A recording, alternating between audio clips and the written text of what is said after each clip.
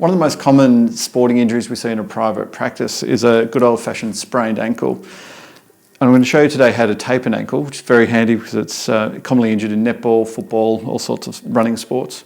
The most common presentation we see is when the ankle joint is stretched in this position and the three main ligaments on the outside of the ankle become stretched, sometimes partially torn, but certainly unstable.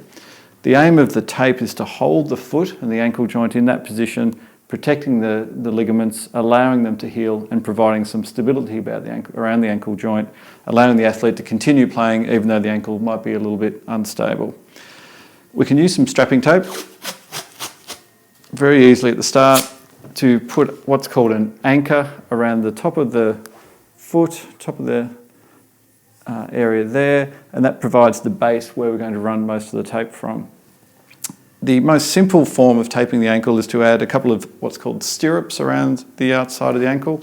We start with our tape, place it on the inside of the ankle, wrap it around lightly, and then wrap it around the underside of the foot. And this is where we add a little bit of tension into the tape. And we bring that across, just tear it off, push that down very gently, and you can see that that's where that tape is coming up and starting to mimic partly where that ligament is.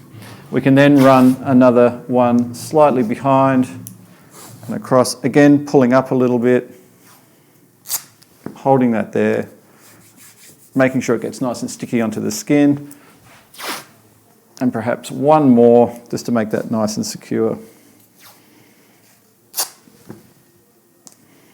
So that would be a nice, simple, gentle ankle tape. If you're looking to add a little bit more into it, I personally like using heel locks. They're a slightly different taping technique, and as the name suggests, you're actually locking the rear foot or the heel into place. This time we're starting onto the top of the foot and we wrap the tape around, capturing the back of the Achilles tendon, wrapping around behind the heel, and then laying it up that way. The advantage of this tape is it allows the midfoot and the forefoot to move nice and easily. We're not locking down this front part of the foot, so the athlete can still run, flex the foot, point and do everything they need to do. We then add another heel lock, this time starting at the back, running it around, grabbing that back part of the heel and wrapping it up and finishing over the top of the foot. Just adding a little bit of tension onto there. So you can see that most of the side of the ankle here is captured by the tape. It stops the foot from rolling in this direction, but still allowing the athlete to bend and flex their foot in this way.